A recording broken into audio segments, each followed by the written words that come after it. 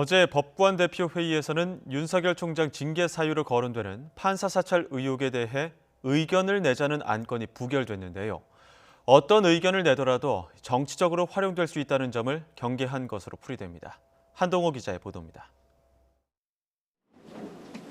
전국 법관 대표 120명이 참여한 화상회의에서 재판부 사찰 의혹은 여러 차례 수정안이 상정되고 표결 순서를 두고도 장시간 논의를 거듭할 정도로 뜨거운 이슈였습니다. 처음 현장에서 상정된 안건 제목은 법관의 독립과 재판의 공정성 확보에 관한 의안, 판사 사찰 의혹에 적극 대응해야 한다는 취지였는데 표결 결과 부결됐습니다.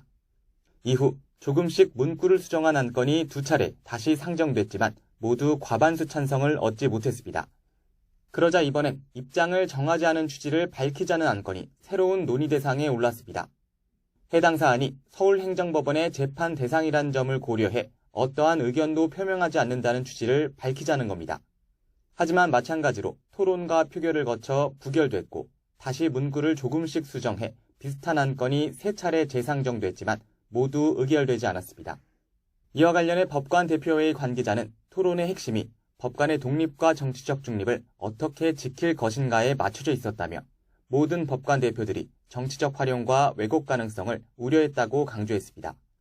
그러면서 검찰 문건에 대한 수정안 7개가 모두 부결됐다거나 7전7패 등으로 표현한 일부 보도는 토론 내용과 결과뿐 아니라 분위기와도 상당한 차이가 있다고 선을 그었습니다. 논란이 되는 검찰 문건이 정당한지에 대한 토론은 아예 이뤄지지 않았다는 겁니다. 이와 관련해 추 장관은 SNS에 글을 올려 법관들의 주저와 우려에 아쉬움이 남는다고 평가했습니다. 해당 의제는 대검찰청이 판사 정보 수집으로 법관을 여론몰이할 때 사법 정의가 흔들릴 수 있다는 위기에 대한 사법부 입장을 묻는 것이었다고 비판하기도 했습니다.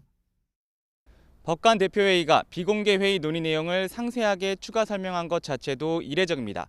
그만큼 추미애 장관과 윤석열 총장의 갈등 국면에서 정치적 활용 가능성을 경계한 건데 의도와 상관없이 논란은 한동안 계속될 것으로 보입니다. YTN 한동우입니다.